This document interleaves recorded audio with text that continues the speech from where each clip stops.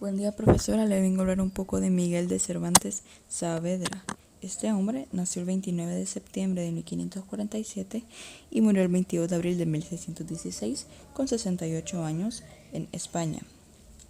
Este hombre está considerado la máxima figura de la literatura española y es universalmente conocido por haber escrito el ingenioso hidalgo de Don Quijote de la Mancha, conocido habitualmente como el Quijote, que muchos críticos han descrito como la primera novela moderna y una de las mejores obras de la literatura universal, superada únicamente por la Biblia. Hay que tener en cuenta que este hombre, Miguel de Cervantes Saavedra, vivió los últimos años del Renacimiento y los primeros del Barroco, pero él realmente, la etapa que vivió fue el Renacimiento. Ahora, profesora, hablemos un poco del contexto. En la época que Don Quijote fue escrito, estaba reinando en España Carlos V y Felipe II. España impuso su hegemonía militar y política a Europa. Felipe II introdujo a Portugal en la corona española. Después de su muerte se notó el decaimiento del reino. Carlos V empieza a gobernar con la guerra civil de las comunidades, las cuales se oponían a la expansión por Europa. Durante el siglo siguiente se notó la poca eficacia de la política. Esto no quiere decir que España no formase parte del Renacimiento. Este libro tuvo dos partes. La primera, que fue nombrada por el ingenioso hidalgo Don Quijote de la Mancha, que este salió a comienzos de 1605, y la segunda parte, que tiene como título El ingenioso caballero Don Quijote de la Mancha. Me interesan mucho y voy a hacer énfasis en 4 puntos del contexto histórico de este libro. El primero es que Cervantes vive en una época en que España pasa de los triunfos militares a la decadencia. Lo podemos ver con el decaimiento del reino. Seguidamente, el segundo punto, España se ha convertido en el principal defensor del catolicismo frente a los protestantes. El tercer punto es que en 1571 Cervantes participó precisamente en un episodio de ese conflicto. Y el cuarto, pero no menos importante, la sociedad se dividía en 3 clases diferenciadas. En la parte superior de la pirámide encontramos a la nobleza. La nobleza, quienes eran los reyes, los hijos de los reyes. En la segunda parte de la pirámide encontramos a los eclesiásticos. Los eclesiásticos vendrían a ser como las personas que seguían a Jesús, por ejemplo los católicos. No menciono mucho los protestantes, ya que en este entonces no era como muy aceptado este término en esta época. Y por último, en la pirámide estaban los plebeyos. Me gustaría hacer énfasis en 2 personajes que, aparte de que son los personajes principales de esta obra, en mi opinión, ellos reflejan y dejan más que en evidencia el contexto histórico en el cual el libro fue escrito. Los 2 personajes son Don Quijote y Sancho Panza. Don Quijote es el personaje principal, un hidalgo de alrededor de 50 años, a quien le gustaban mucho los libros de caballería. Se pasaba todas las noches leyendo, y tan poco era lo que dormía que terminó volviéndose loco, al punto que se creía un caballero andante él mismo. La forma en que Don Quijote representa el Renacimiento es de cómo todo el libro gira en torno a él. Durante el Renacimiento, uno de los valores que había era el individualismo. Esto trataba de creer que cada persona era un individual, que debería ser pensado como persona individual en vez de como grupo, y que cada persona se ganaba las cosas por sus propios méritos. Esto aplica a Don Quijote, ya que toda la historia gira en torno a él, y cada situación que pasa en el libro, en la obra, está relacionada con él como individual. Pero esto no es lo único que se puede ver reflejado en el Renacimiento. En relación con Don Quijote, durante esta época, la inspiración de los hombres eran las mujeres, para el arte, para sus acciones, etc. En el libro, Don Quijote siempre menciona a su amada doncella, Dulcinea del Toboso, y cada cosa que hace está inspirada por ella. Cuando está a punto de empezar una aventura, le reza a Dulcinea: o dice que ella es su inspiración. Y Dulcinea siempre está mencionada en el libro, cuando Don Quijote está a punto de hacer algo o hace algo. Pero Don Quijote no es el único personaje principal en esta historia. También está su escudero Sancho Panza, en quien el Renacimiento también se puede ver muy reflejado. En Sancho también se puede ver el individualismo, ya que a pesar de la clase social en la que estaba, con sus méritos podía subir de clase social, a pesar de que todo estaba más en su imaginación que nada. Don Quijote prometió a Sancho una tierra de la cual podía ser gobernador, si trabajaba como su escudero en sus aventuras. Sancho era un trabajador de bajo estatus social, pero sus acciones lo podían ayudar a mejorar su clase. Y esto de las clases sociales nos lleva a otro punto importante, de cómo se ve reflejado el Renacimiento en Sancho Panza. Durante las épocas anteriores a esa, no era posible cambiar de clase social. En la clase que nacías, era en la clase que te quedabas por toda tu vida. Pero durante el Renacimiento, el individualismo ayudaba a que las personas pudieran subir de clase social, como Sancho, que podía perfectamente pasar de ser un trabajador a un gobernador de una provincia. Otro punto es que Sancho trabajaba para los feudales. Durante la época posterior al Renacimiento, la Edad Media, el sistema político para que funcionara la sociedad se llamaba el feudalismo y consistía en diferentes cambios entre las clases. Los caballeros proveían seguridad a los nobles, mientras que estos les daban tierras. Los nobles proveían seguridad a los campesinos a través de los caballeros, y en devolución se les daba impuestos en comida o trabajos de agricultura.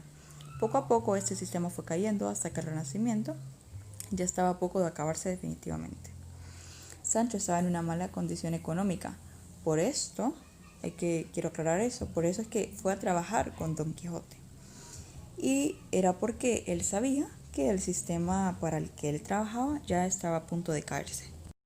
Mi mini argumento de la historia es que, podemos ver que este hombre, tras leer muchos libros de caballería, un género popular en el siglo donde él vivió, que era el siglo XVI, decide disfrazarse de caballero andante y embarcarse en una serie de aventuras al lado de su viejo caballo Rocinante.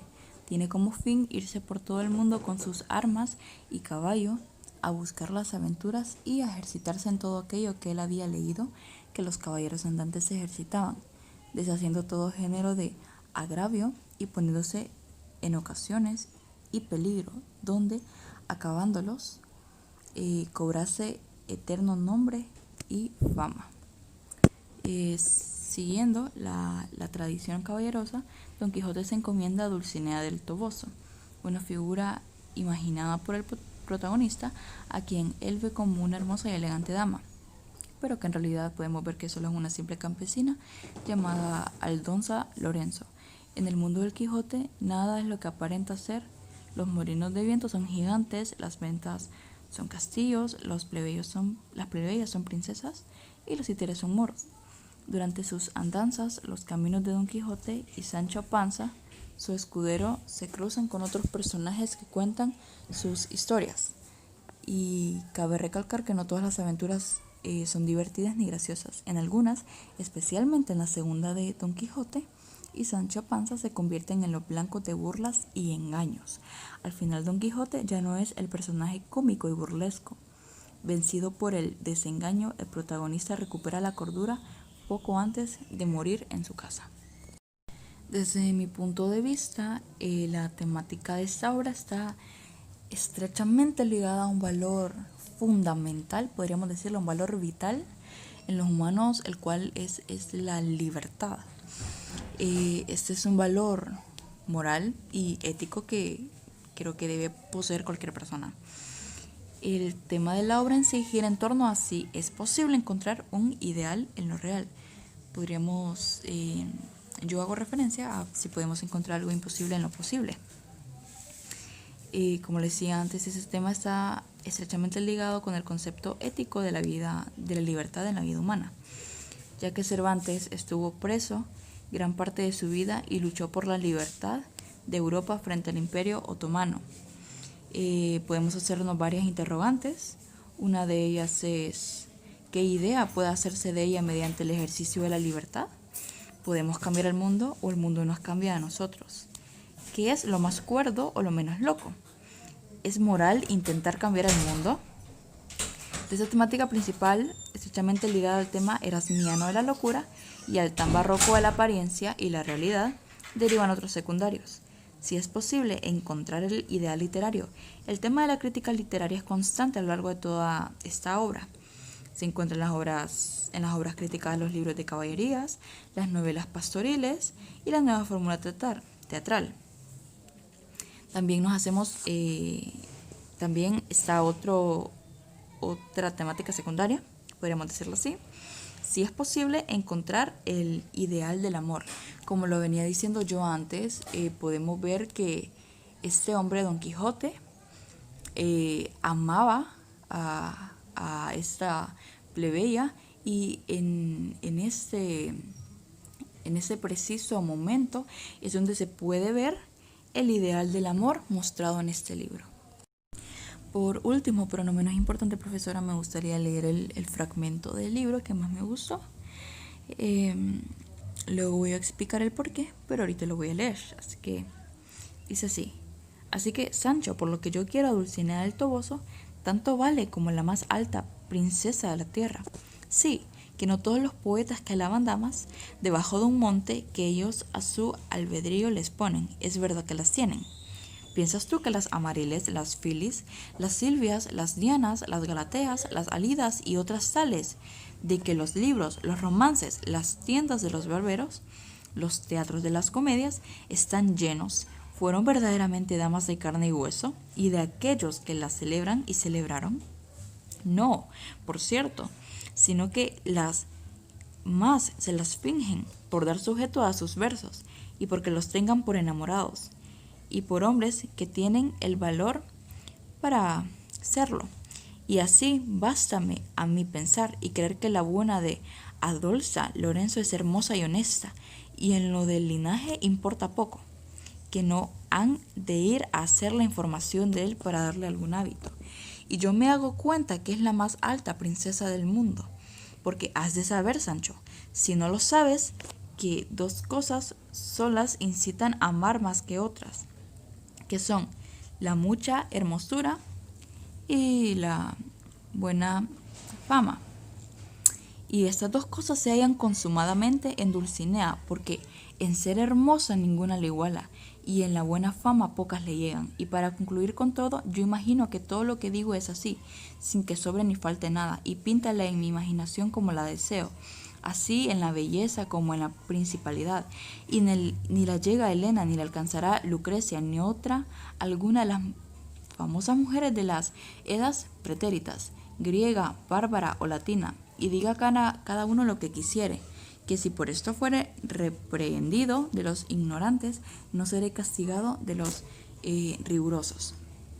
Este fragmento para mí merece la pena meditarlo, por si sabemos lo que soñamos o soñamos lo que sabemos, que es más loco el que cree en su verdad que el que la niega aferrándose de la realidad. Y bueno, el ideal del amor aquí representado. Muchas gracias, profesora, espero que disfrute mi video.